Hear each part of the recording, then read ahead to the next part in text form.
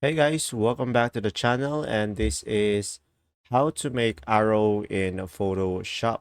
So first thing that you will do, guys, in order for you to do that, just simply go to window over here at the top, and a drop down will show up, and from here just simply select shapes over here, and after that just simply click on these three lines over here, guys.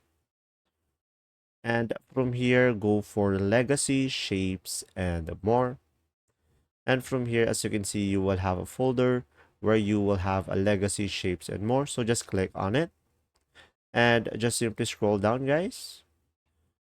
So guys, from here, just go for all legacy default shapes and just click on it, and a drop down will show up.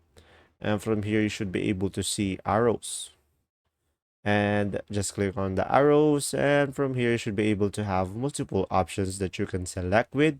And now in order for you to add it, just simply click and drag it into your project, and as you can see, we will have here our arrow, and just simply click on done, and from there you will have an arrow. And guys, if you want to add a color, just simply fill it with whatever color that you like. Let's say I'm gonna go for white, and as you can see, it is now been changed. And from here, you will have a lot of options that you can choose from, guys. So just simply select what you prefer. And that's pretty much it. If this video was helpful, please like and subscribe. And thanks for watching. See ya.